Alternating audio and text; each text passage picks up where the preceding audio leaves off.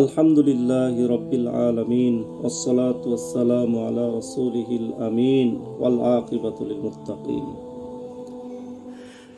মেরে প্যারো ভাই ও দোস্ত বুজুর্গ, দুনিয়াতে আমরা সবাই অল্প দিনের জন্য আসছি। আমি, আপনি সবাই দুনিয়াতে অল্প দিনের মেহমান। দুনিয়াতে কেউ চিরকাল ছিলাম না, কেউ চিরকাল থাকবো না। এই জন্য আল্লাহ রসুল সাল্লাল্লাহু আলাইহি ওয়াসাল্লাম একবার এক সাহাবীর কাঁধে হাত রেখে বললেন, কুন ফিদ দুনিয়া কান্নাকা গরিবুন আও আবিদুস সাবিল। দুনিয়াতে তুমি এমনভাবে বসবাস করো যেন তুমি অল্প দিনের মেহমান অথবা একজন মুসাফির। কারণ আমাদের প্রত্যেকে একজন মৃত্যু আসবে, আমাদের দুনিয়ার জীবন সমাপ্ত হয়ে যাবে, আজ হোক কাল। ইমাম গাজালি রহমাতুল্লাহ আলী বলছেন, আমরা অনেক সময় বিভিন্ন বিষয়ে প্ল্যানিং করি, সামনের বছর এটা করব, সামনের মাসে এটা করব, পরের সপ্তাহে এই কাজটা এইভাবে করব, অথচ কাফনের কাপড় মার্কেটে চলে এসেছে। আল্লাহ তাআলা বলেন, কুল্লু নাফসিন যায়িকাতুল মাউত, প্রতিটি প্রাণীকে মৃত্যুর স্বাদ এটা আস্বাদন করতে হবে, এই স্বাদটা ভোগ করতে হবে, মৃত্যুর যে কষ্ট। লিকুল্লি উম্মাতিন আজাল, আল্লাহ তাআলা ইরশাদ করেন, প্রত্যেক সম্প্রদায়ের জন্য মৃত্যুর জন্য একটা ওয়াদা রয়েছে। ইদা জাআ আজালুহুম ফালা ইস্তাখিরুনা সাআতাও ওয়ালা ইস্তাকদিমুন, যখন সেই মৃত্যুর সময়টা এসে যাবে, সামান্য পিছু হবে না, সামান্য আগেও হবে না। যেই সময় মৃত্যুর সময় হবে তখন আমাদের অবশ্যই মৃত্যু হয়ে যাবে। আল্লাহ তাআলা ইরশাদ করেন, কুল্লু শাইইন হালিকুন ইল্লা ওয়াজহা, আল্লাহ তাআলা ছাড়া সবাইকে একদিন ধ্বংস হয়ে যেতে হবে, মানে মৃত্যুবরণ করতে হবে। এই জন্য আমাদের সামনে মৃত্যু আমাদেরকে আসবেই। এখন মৃত্যুর জন্য আমাদেরকে প্রস্তুতি নিতে হবে এবং মৃত্যুর ব্যাপারে আল্লাহ তাআলার কাছে দোয়া করতে হবে যেন আল্লাহ তাআলা আমাদের মৃত্যুর আযাব থেকে যেন মুক্তি দান করেন। আল্লাহ তাআলা ওয়াজাআত সাকরাতুল মাউতি বিল হক, আর মৃত্যু যন্ত্রণা নিশ্চয়ই আসবে। এই আয়াতে হক বলে পরকালের সত্য এবং বাস্তব চিত্র উদ্দেশ্য। ফেরেশতারা নজরে আসবে, আযাব ও সওয়াবের ব্যাপারে দৃঢ় বিশ্বাস এসে যাবে। তখন মৃত্যুর বিভীষিকা, মৃত্যুর কষ্ট কেমন হবে এটা আল্লাহ তাআলা আরেক আয়াতে ইরশাদ করেন, কাল্লা ইযা বালাগাতিত তারাক ইয়া ওয়াকিলা মান রাক ওয়া যান্না আন্নাহুল ফিরাক ওয়ালতাফাতিস সাকু বিসাক। সূরা কিয়ামা 26 থেকে 29 নম্বর আয়াত এটা। যখন প্রাণ কণ্ঠনালীতে চলে আসবে তখন বলা হবে, আছে কোনো ঝাড়ফুঁককারী, আছে কোনো তাবিজওয়ালা যে মৃত্যুকে আটকাতে পারে? মানুষ তখন বুঝে নেয় যে এখন দুনিয়া থেকে পৃথক হওয়ার সময় চলে এসে গেছে।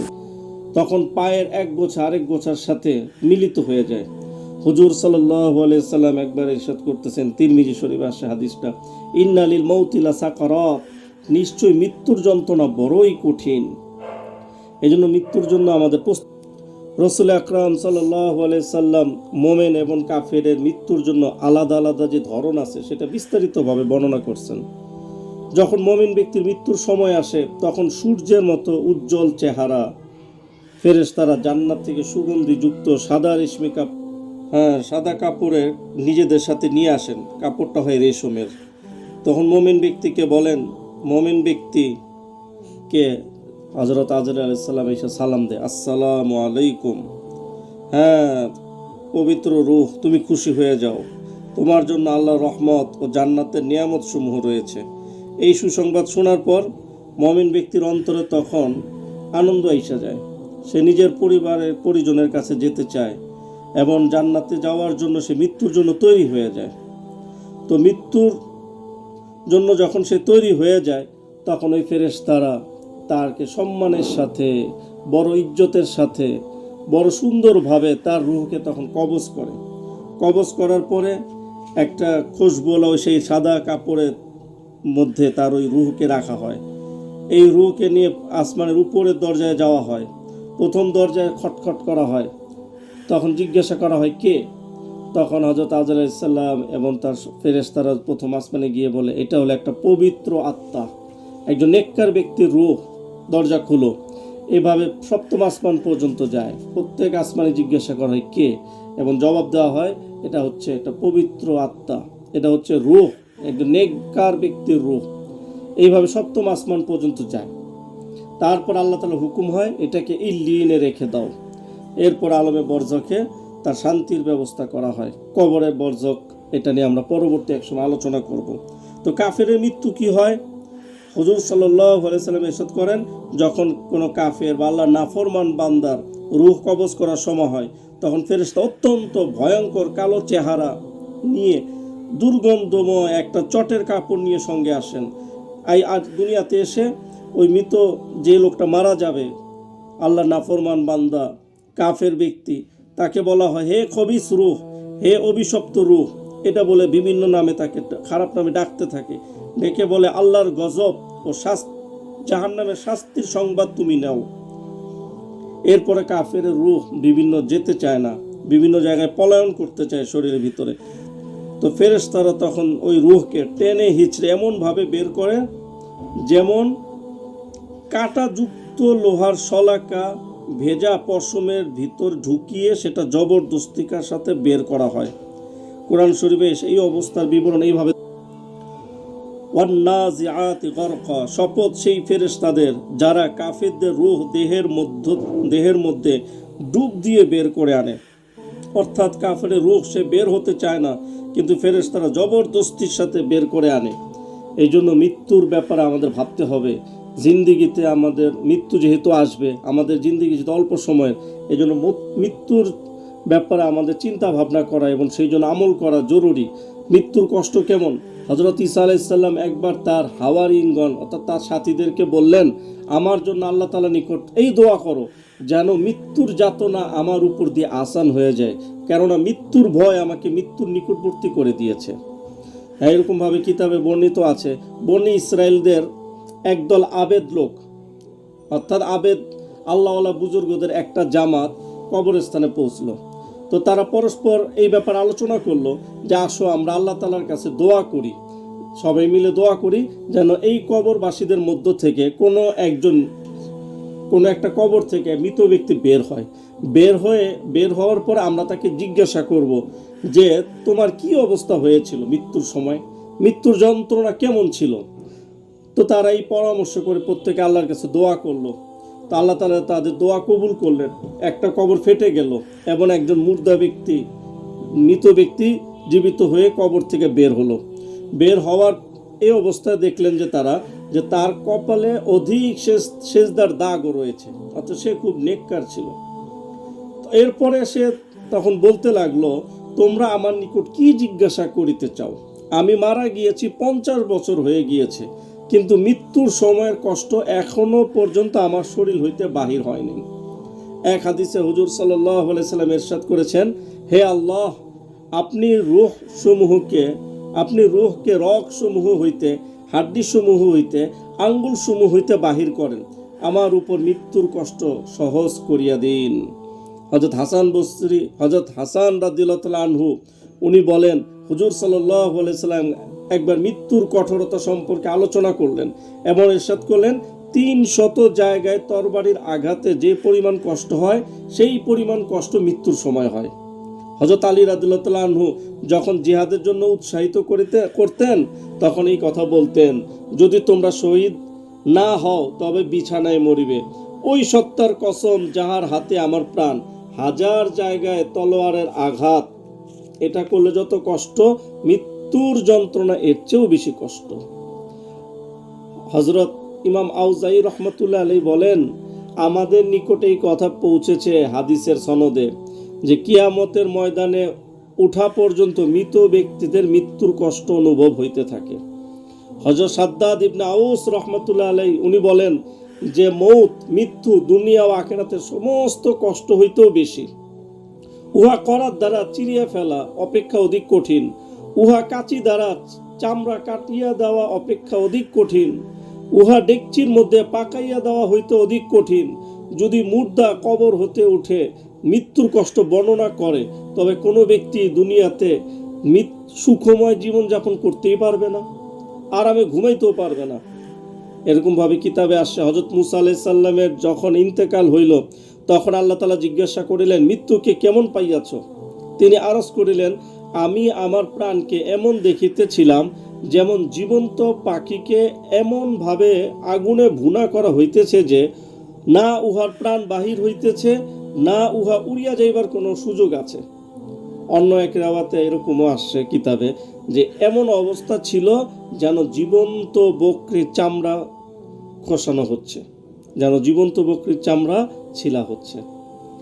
এরকমভাবে হযরত আম্মা জান হযরত আয়েশা রাদিয়াল্লাহু তাআলা আনহা বলেন, যখন হুজুর সাল্লাল্লাহু আলাইহি সাল্লামের ইন্তেকালের সময় হইয়াছিল তখন পানি ভর্তি পেয়ালা হুজুর সাল্লাল্লাহু আলাইহি সাল্লামের নিকট রাখা হয়েছিল।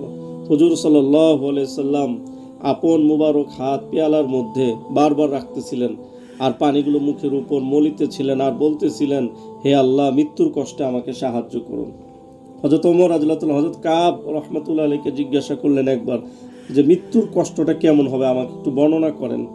হযরত কাব আহবার রাহমাতুল্লাহ আলাইহি বলেন, হে আমিরুল মুমিনিন, যেমন একটি কাঁটাযুক্ত ডালকে এমনভাবে মানুষের শরীরের ভিতর প্রবেশ করাইয়া দেওয়া হয় যাহাতে শরীরের প্রত্যেকটা অংশ উহার সহিত জড়াইয়া যায়, অতঃপর উহাকে টানিয়া বাহির করা হয়, তদ্রূপ রূহকে টানিয়া বাহির করা হয়। এটা হলো মৃত্যুর কষ্ট।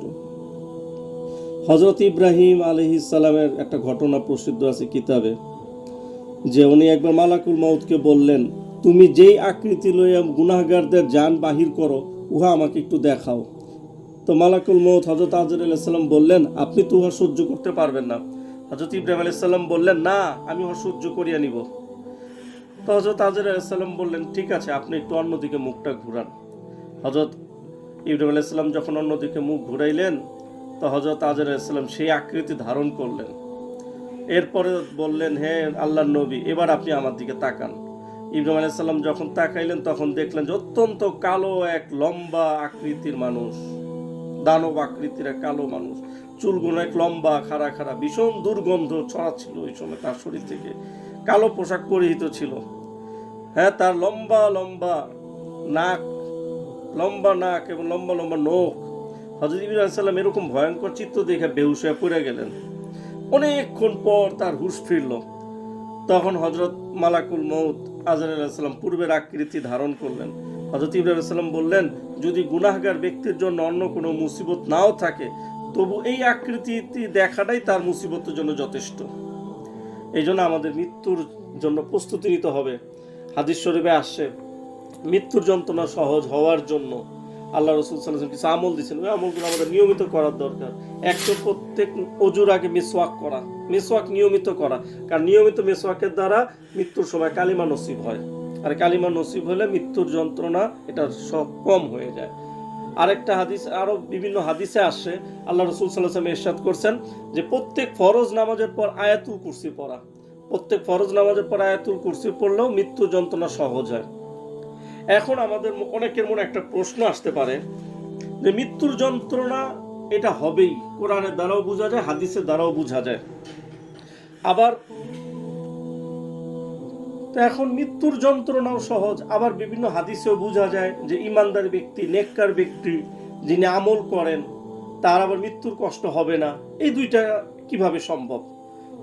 কষ্ট হবে সবারই, কষ্ট সবাইকে সহ্য করতে হবে, কোরআন হাদিস দ্বারা প্রমাণিত।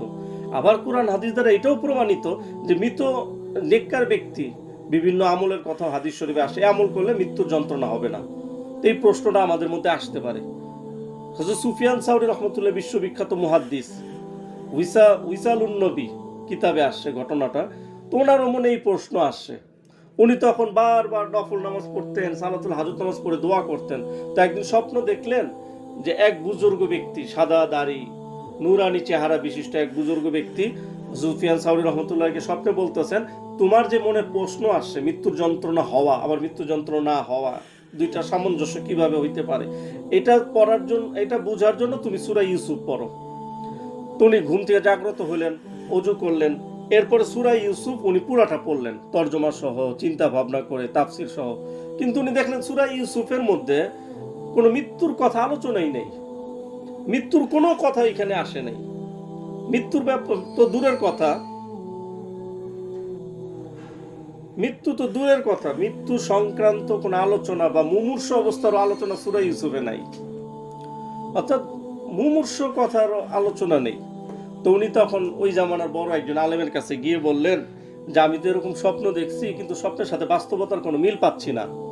তখন ওই স্বপ্নের বিশারদগণ বললেন যে সূরা ইউসুফের মধ্যে একটা আয়াত আসছে না, যে যখন মহিলারা হযরত ইউসুফ আলাইহিস সালামকে দেখলেও তখন তারা লেবুর বদলে নিজেদের হাত কাটা শুরু করে দিছে, আঙ্গুল কাটা শুরু করছে। ইউসুফ আলাইহিস সালাম এত সুন্দর। তো এইটাই হলো তোমার প্রশ্নের জবাব। উনি বললেন কিভাবে? বলে যে মৃত্যুর যন্ত্রণা এটা অবশ্যই সত্য। সাকরাতুল মাউত, কোরআন হাদিসে যেটা আসছে, মৃত্যুর যে কঠিন যন্ত্রণা এটা প্রত্যেকের হবে, এটা ঠিক। কিন্তু নেককার ব্যক্তির সামনে জান্নাতকে দেখানো হবে। ইন্নাল্লাযীনা ক্বালু রাব্বুনাল্লাহ সুম্মা ইসতাকামু তাতানাজ্জালু আলাইহিমুল মালায়েকা আল্লা তাখাফু ওয়া লা তাহজানু ওয়া আবশিরু বিল জান্নাতি আল্লাতী কুনতুম তুআদুন নাহনু আউলিয়াউকুম ফিল হায়াতিদ দুনিয়া ওয়া ফিল আখিরাহ ওয়া লাকুম ফিহা মা তাশতাহি আনফুসুকুম ওয়া লাকুম ফিহা মা তাদদাউন নুজুলাম মিন গফুরির রহিম। তো আল্লাহ তাআলার ফেরেশতারা দেখাবে, এই যে দেখো জান্নাত, এই জান্নাতে তুমি যা চাইবা তাই পাইবা, এই দেখো এই জান্নাতে আল্লাহ তাআলার মেহমানদের এইরকম হবে।